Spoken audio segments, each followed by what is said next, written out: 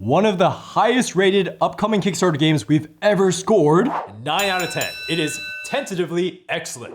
This is now getting a sequel. Abu Dhabi Rumble is a standalone all-time wrestling expansion with new wrestlers and not one, but two new game modes. One of them being a Rumble mode inspired by real-life rumbling. Is the now! And the other is more of a classic free-for-all. So if you play all-time wrestling 1v1, it's still the same two-player game of 20 to 40 minutes, but if you play either of the new modes, it's now a 3 to 4 player game for 1 to 2 hours. But if you know all-time wrestling and are just a bit rusty, what is ATW? Grab an asymmetric wrestler, get 5 cards, and keep someone pinned down in this 1v1 card dueler. You pass off having the initiative, which means that you're just playing attack cards from your hand, paying for the energy cost, and then rolling to hit. If your opponent can't get out of one of your pins from an attack by rolling 2d6 equal to or less than their health, you win the game. Remember, it's a game of initiative. There's no turns per se, so you just keep attacking until you miss. Or you can voluntarily pass, and then now you're the defender. For overall components though, yeah, there's some noticeable lifted quality of life, like how the momentum board now has slots to put wooden cubes in, and the wooden cubes are bigger than before. There's no more ugly, small cardboard chits that Cadian arts like to use in the past.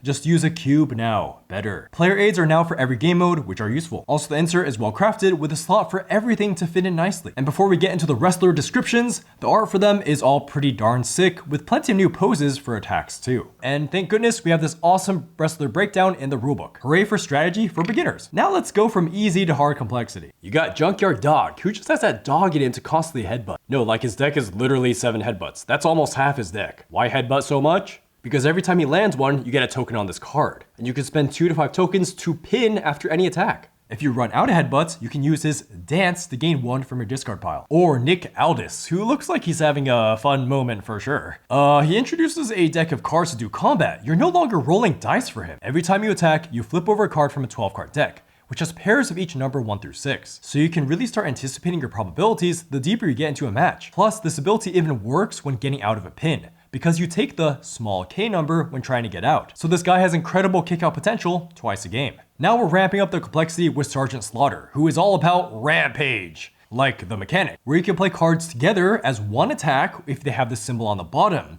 whereas the Sergeant can do this for any card and treat them all as one attack. He also has the new mechanic of adding an ally, Colonel Mustafa. Yeah, I'm not kidding, that's the name. And he provides you with 2 once per games. And you add an attack card to your draw pile. And you replace your Rampage Enabler ability with a new once per game that discards Colonel Mustafa if you use it. Holy cow, so Sergeant Slaughter has in total 5 once per games, where half of them in some way cover up another ability. Timing here is really crucial. But now we get to the most complicated wrestler in ATW by far, Kamala, and not the politician, rather Kamala as a heavy fighter who focuses on discarding copies of cards. This is a new theme to ATW, where you're now encouraged to hoard 2 to 3 cards of the same name in your hand. Then you can discard a card that matches an attack to do an additional damage. Haha, see, you didn't have to spend energy to play that. Or instead of a normal reversal, he reverses by discarding a pair, but he can do this twice. But what, you may say? How would this work in the otherwise grounded hand management of ATW? Well, every time Kamala uses these top abilities, he can taunt, which is a great way to keep his hand stockpiled as you draw 2 after attacking, and his bottom ability that activates off of taunting lets you return a card to your deck,